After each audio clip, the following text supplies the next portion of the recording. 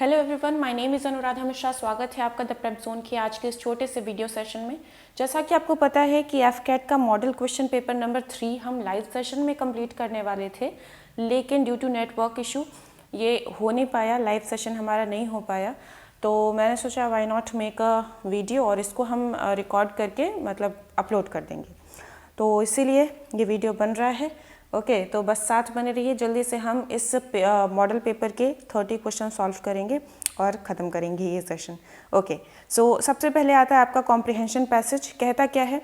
In recent years climate change has become a major global concern. हाल फिलहाल के सालों में जो क्लाइमेट चेंज है वो एक मेजर ग्लोबल कंसर्न मतलब चिंता, एक बड़ी वैश्विक चिंता बन गई है, बन चुकी है। हैज़ बिकम मतलब प्रेजेंट परफेक्ट, ठीक है। Rising temperatures, melting glaciers and unpredictable weather patterns are some of its alarming effects. बढ़ता हुआ टेम्परेचर, पिघलते हुए ग्लेशियर और अनप्रिडिक्टेबल वेदर पैटर्न्स मतलब वेदर जिस तरह से बदल रहा है, ठीक है, वो सारी चीज़ें क्या हैं? इसके अलार्मिंग इफेक्ट्स में से कुछ हैं। Scientist warn that human activities जैसे कि deforestation, excessive use of fossil fuel contribute करते हैं सिग्निफिकेंटली मतलब पर्याप्त मात्रा में। किस चीज़ में कंट्रीब्यूशन है इनका? तो ग्लोबल वार्मिंग में। जैसे कि आप पेड़ काटते हो, आप इतना ज़्यादा फॉसिल फ्यूल जलाते हो, तो उसकी वजह से क्या होता है? ग्लोबल वार्मिंग बढ़ रही है। ओके, ऐसा कौन कह रहा है? साइंटिस्ट लोग कह रहे हैं। Governments world wide are working on policies to reduce carbon emissions. दुनिया भर की जो सरकारें हैं वो काम कर रही हैं उन पॉलिसीज़ पर जिनसे कि कार्बन एमिशन को रिड्यूस किया जा सके। रिड्यूस मतलब कम करना, कम किया जा सके। और क्या किया जा सके? प्रमोट किया जा सके रीन्यूएबल एनर्जी को। रीन्यूएबल एनर्जी मतलब क्या होती है? जो कभी ख़त्म नहीं होगी। जैसे सोलर एनर्जी है, जब तक सन है तब तक सोलर एनर्जी रहेगी, ठीक है। एंड इनकरेज सस्टेनेबल प्रैक्टिसेस, और साथ ही साथ इनकरेज करने की कोशिश कर रही है दुनिया भर की सरकारें किस चीज़ को? सस्टेनेबल प्रैक्टिसेस को। ओके, हाउएवर फिर भी जो इंडिविजुअल एफर्ट्स हैं आर इक्वली इंपॉर्टेंट, उतने ही ज़्यादा इंपॉर्टेंट हैं ये। और सिंपल एक्शंस जैसे कि रिड्यूसिंग प्लास्टिक यूज़, हम इंडिविजुअल लेवल पे क्या कर सकते हैं? मान लीजिए हम प्लास्टिक यूज़ को कम कर देते हैं, ठीक है, हम बिजली बचाते हैं, हम पब्लिक ट्रांसपोर्ट का यूज़ करते हैं। अपनी अपनी प्राइवेट कार लेके निकलोगे तो जितनी ज़्यादा कार उतना ज़्यादा धुआं, ठीक है। तो पब्लिक ट्रांसपोर्ट यानी कि एक ही बस में इतने सारे लोग बैठ जाएंगे तो उतना धुआं बचेगा। Okay, can make a significant impact. ये सब काम अगर हम करते हैं तो एक महत्वपूर्ण प्रभाव इसका पड़ सकता है क्लाइमेट चेंज को थोड़ा सा कम करने में। Okay, if people work together, अगर लोग साथ मिलकर काम करें, there is a hope for a more sustainable future, तो फिर आशा की जा सकती है कि शायद एक ज़्यादा सस्टेनेबल फ्यूचर हमारे लिए आगे हो। Okay, so this was the passage. अब आते हैं ज़रा क्वेश्चंस पे। क्वेश्चन नंबर 1 कहता है what is one major cause of global warming according to the passage. ठीक है, अकॉर्डिंग टू द पैसेज एक मेजर कॉज कौन सा है? तो रीन्यूएबल एनर्जी, भाई कॉज तो नहीं है ये, है ना, ग्लोबल वार्मिंग का, हटा दिया। डिफॉरेस्टेशन है, बिल्कुल है। 2 रीज़न यहाँ दिए गए थे, कौन कौन सा था? एक तो आपका डिफॉरेस्टेशन था और दूसरा वाला रीज़न क्या था? दूसरा रीज़न था आपका फॉसिल फ्यूल, है ना, फॉसिल फ्यूल। तो डिफॉरेस्टेशन दिख रहा है, option B for question number 1। Now moving on number 2। How are governments trying to tackle climate change. किस तरह से सरकारें कोशिश कर रही हैं कि क्लाइमेट चेंज को टैकल किया जा सके, उसका सामना किया जा सके, उससे निपटा जा सके। तो कैसे? इग्नोर करके कार्बन एमिशंस को नहीं, वो तो रिड्यूस कर रही हैं, हट गया। इंक्रीजिंग फॉसिल फ्यूल यूज़, कि भाई और धुआं करो तब होगा, नहीं, ये भी नहीं कर रही हैं। प्रमोट कर रही हैं सस्टेनेबल प्रैक्टिसेस को, and yes this is the answer, option C for question number 2। Now moving on number 3। Number 3 कहता है what is the one action individual can take to help the environment. क्या क्या actions थे? पहला था जो plastic है उसका यूज़ कम किया जाए। दूसरा क्या था? कि हम बिजली बचाएं। तीसरा क्या था? सस्टेनेबल चीज़ों को यूज़ करें, ठीक है, और पब्लिक ट्रांसपोर्ट को यूज़ करें और सस्टेनेबिलिटी की तरफ बढ़ें, ठीक है। तो मोर प्लास्टिक प्रोडक्ट नहीं था। कंजर्व इलेक्ट्रिसिटी, यस ये था, बिजली बचाइए, ठीक है, option B for question number 3। Now moving on, अब आता है आपका स्पॉटिंग एरर का एक question. The committee has decided to postpone the meeting until further notice. Committee ने डिसाइड किया है मीटिंग को पोस्टपोन करने के लिए, ठीक है, और कब तक? फर्दर नोटिस, जब तक अगला नोटिस ना आ जाए तब तक के लिए कमिटी ने डिसाइड किया है। तो यहाँ पे कोई एरर नहीं है। अब यहाँ याद रखने वाली बात यह है कि जो कमिटी होती है वो आपकी सिंगुलर भी होती है एंड प्लूरल भी होती है, ठीक है। ये सिंगुलर भी होती है और प्लूरल भी होती है, लेकिन कब? जब जब ये यूनाइटेड होकर काम करेंगे तो ये सिंगुलर माने जाते हैं, जब ये सेपरेट मेंबर की तरह काम करेंगे तो फिर ये प्लूरल माने जाते हैं। अब मान लीजिए इन्होंने मीटिंग को पोस्टपोन करने का सोचा है तो सबने मिल के सोचा होगा, और यूनाइटेड है तो फिर सिंगुलर है, और यहाँ पे कोई दिक्कत नहीं, हैज़ लिखा हुआ है। ठीक है, नेक्स्ट आते हैं नंबर 5 पे। नंबर 5 क्या कहता है? नंबर 5 कहता है neither of the two players have been selected. दोनों प्लेयर्स में से कोई भी सिलेक्ट नहीं हुआ है फॉर द नेशनल टीम। तो यहाँ पे आंसर क्या होगा? Neither of the two players. अगर हम कह रहे हैं दो में से किसी का सिलेक्शन नहीं हुआ है तो हम यहाँ पे प्लूरल कैसे कर सकते हैं? क्या रहेगा? नीदर और ईदर क्या होते हैं? ये कई बार मैंने बताया है, नीदर और ईदर दोनों ही सिंगुलर माने जाते हैं, और अगर ये सिंगुलर हैं तो हैव बीन नहीं होगा, क्या हो जाएगा? हैज़ बीन हो जाएगा। ठीक है, हैज़ बीन। नेक्स्ट आते हैं नंबर 6 पे। नंबर 6 कहता है the teacher as well as the students were excited about the science exhibition. कि टीचर और स्टूडेंट दोनों ही क्या थे? एक्साइटेड थे। किस चीज़ के लिए? साइंस एग्जीबिशन के लिए। तो ये वाला रूल हमने कई बार पढ़ा है कि अगर दो सब्जेक्ट्स हैं, ठीक है, दो सब्जेक्ट्स हैं जो कि जुड़े हुए हैं, किसके द्वारा? चाहे विथ है, ओके, अलॉन्ग विथ है, या फिर टुगेदर विथ है, let me right, together with है, ठीक है, या फिर बाई है, और है, एज वेल एज है। तो जो पहला सब्जेक्ट होगा, ठीक है, मान लीजिए ए है और इधर बी है और बीच में ये सारे आपके जोड़ने वाले कंजंक्शंस हैं, ठीक है। तो जो पहला सब्जेक्ट होगा उसके अकॉर्डिंग आप हेल्पिंग वर्ब और मेन वर्ब लगाते हो। तो पहला कौन है? यहाँ टीचर है, ठीक है, दूसरा कौन है? स्टूडेंट्स है। तो एज वेल एज से अगर जुड़े हुए हैं तो टीचर के हिसाब से आएगा, टीचर एक ही है तो वर एक्साइटेड नहीं हो जाएगा, आपका क्या होगा? वॉज एक्साइटेड होगा। ओके जी, was excited. Now moving on number 7। Number 7 कहता है hardly had he left the house that it started raining heavily. अब ये बिल्कुल घिसा पिटा और रटा हुआ रूल है। क्या कहता है कि हार्डली का जोड़ा कौन होता है? हार्डली के साथ आता है व्हेन। दैट तो किसी के साथ नहीं आता वैसे, ठीक है, सो के साथ आएगा आपका दैट, ठीक। नो सूनर आपने पढ़ा है, नो सूनर के साथ कौन आता है? नो सूनर के साथ दैन आता है, ठीक है, सो के साथ दैट आता है। तो यहाँ पे अगर हमने हार्डली लिखा है तो यहाँ पे क्या होगा? दैट नहीं होगा, व्हेन होगा। बाकी चीज़ें ठीक है। Option B for question number 7। Now moving on number 8। Number 8 कहता है she is one of those writers who writes those thought provoking articles. She is one of those writers who writes thought provoking articles. तो ये बात मैंने पहले ही बताई है। मान लीजिए एक नाउन होता है और उसके बाद कोई रिलेटिव प्रोनाउन आपको दिख रहा है, ठीक है, क्या दिख रहा है? रिलेटिव प्रोनाउन दिख रहा है, और उसके बाद जो हेल्पिंग वर्ब या मेन वर्ब होती है वो किसके हिसाब से आती है? पहले जो नाउन लिखा है उसके हिसाब से आती है। वही दिख रहा है, हु यहाँ रिलेटिव प्रोनाउन है, उसके पहले ये नाउन आया हुआ है। तो आगे अगर आप जो वर्ब लगा रहे हो किसके हिसाब से आएगा? इस नाउन के हिसाब से आएगा। राइटर्स प्लूरल है तो हम राइट्स नहीं कर सकते, क्या करेंगे? हम लिखेंगे राइट, ठीक है, राइट्स नहीं कर सकते, अब हम राइट लिखेंगे। Option B for question number 8। Now moving on number 9। Number 9 कहता है the new policy aims to. जो नई पॉलिसी है वो एम करती है किस चीज़ के लिए? कंट्री की ग्रोथ को, ठीक है, बाय इनकरेजिंग फॉरेन इन्वेस्टमेंट। तो अगर फॉरेन इन्वेस्टमेंट आएगा तो कंट्री की ग्रोथ क्या होगी? हिंडर होगी, एक्सेलरेट होगी, नेग्लेक्ट होगी या डिक्रीज होगी? भाई अगर फॉरेन इन्वेस्टमेंट आएगा तो कंट्री की ग्रोथ आगे जाएगी, बढ़ेगी, और बढ़ने के लिए हम क्या लिखेंगे यहाँ पे? एक्सेलरेट करेंगे। हिंडर करना मतलब क्या होता है? बाधा डालना। ऑब्स्ट्रक्ट करना, इम्पीड करना, ठीक है, क्या होता है? बाधा डालना। तो फॉरेन इन्वेस्टमेंट से बाधा किसको आएगी भाई? फिर आता है नेग्लेक्ट करना। नेग्लेक्ट मतलब अवॉइड करना, इग्नोर करना, ओवरलुक करना, और डिक्रीज मतलब तो कम करना। तो यहाँ पे जो फिट आंसर होगा that will be option B. ये सारे ऑप्शन बी आ रहे हैं क्या भाई? एक लाइन से ऑप्शन बी ही नहीं, डी भी आया है, ठीक है, लेकिन majority of answers option B है। ओके, चलिए नंबर 10 पे आते हैं। नंबर 10 कहता है despite his hard work he failed the exam because he manage to follow the instructions carefully, attempted to follow, neglected to follow या सक्सीडेड टू फॉलो।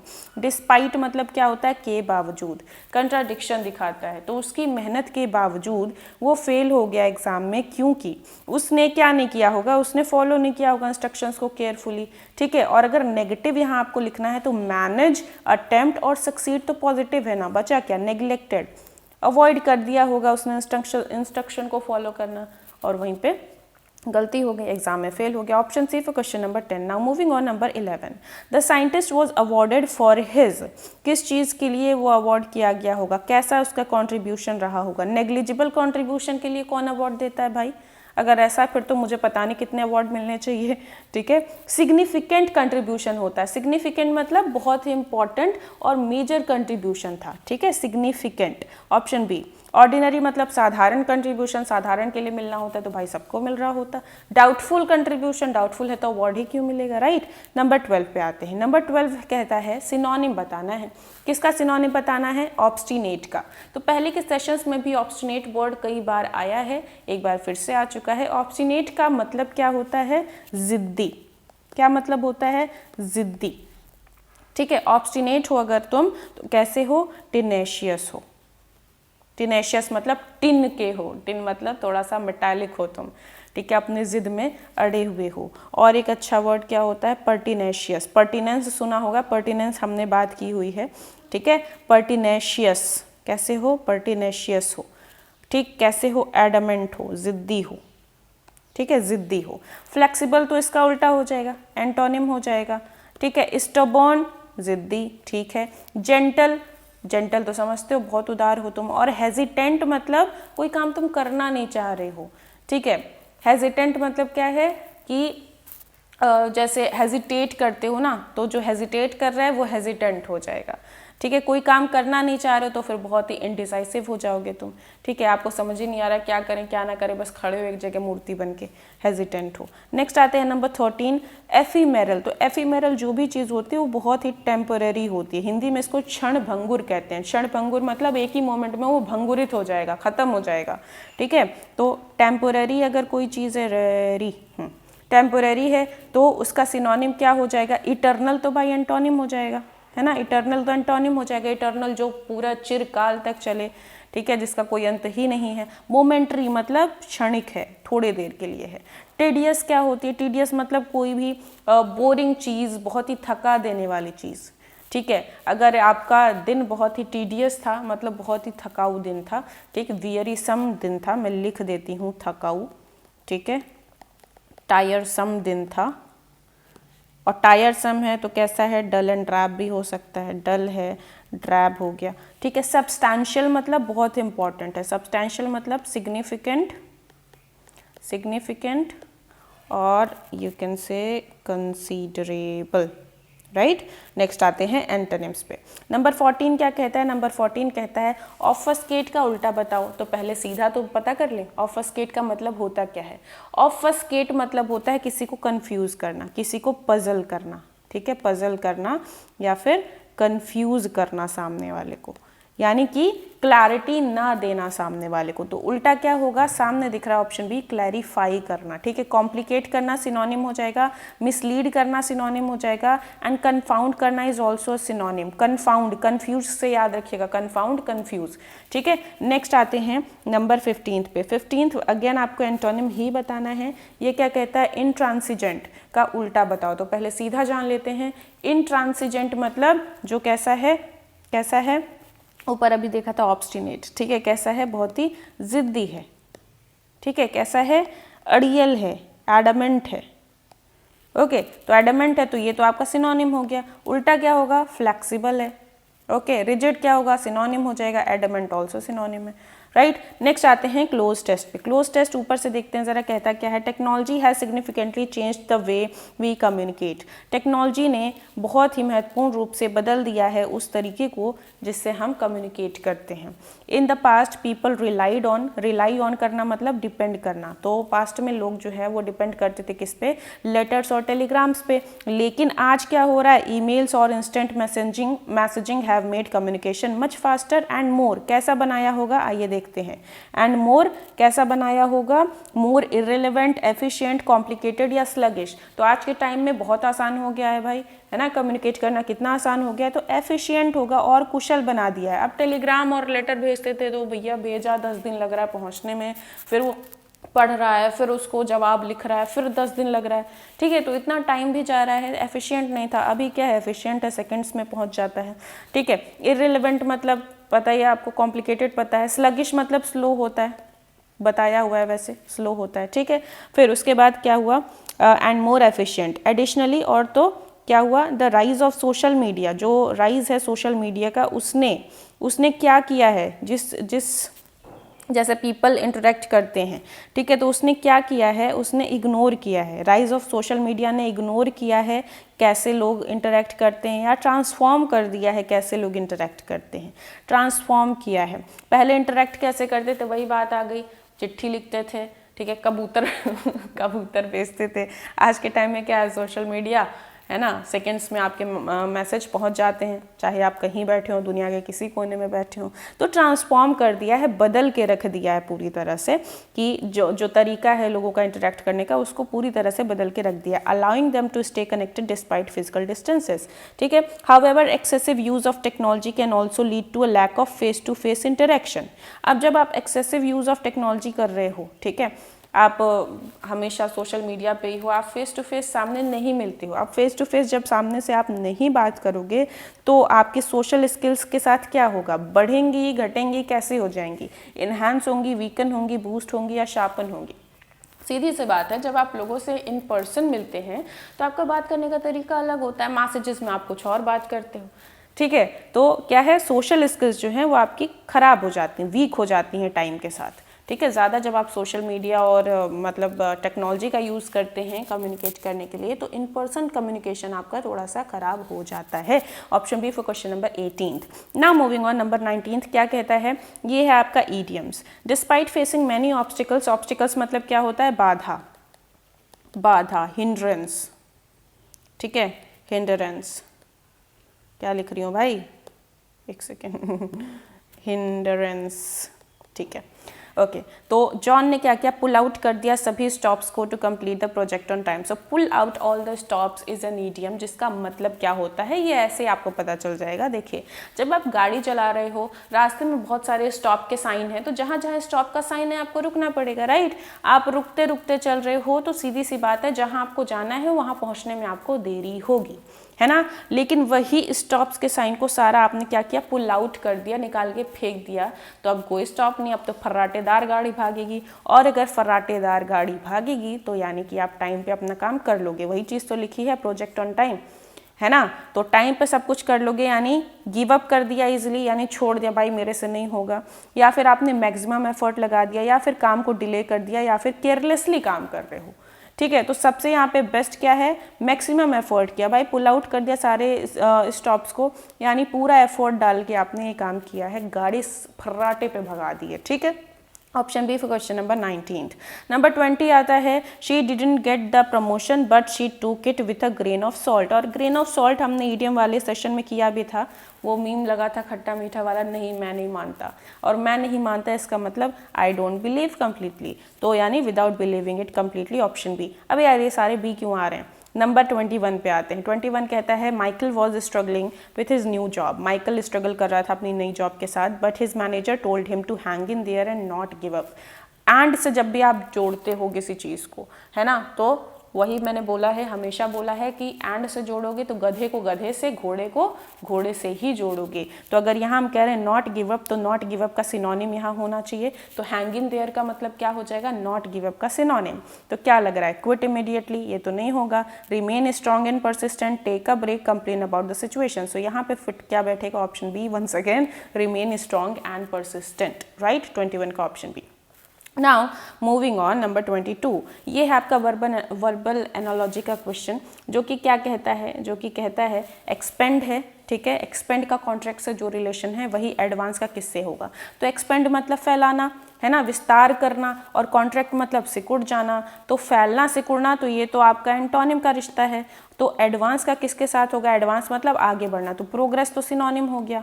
इम्प्रूव भी कहीं ना कहीं सिनोनिम हो जाता है, क्योंकि इम्प्रूव करते हो मतलब आगे बढ़ते हो। इनहांस भी क्या हो गया, और इम्प्रूव करना, तो ये भी नहीं बन सकता। रिट्रीट मतलब पीछे जाना, तो एडवांस आगे जाना, रिट्रीट पीछे जाना, एंटोनिम का बन रहा है, ऑप्शन बी।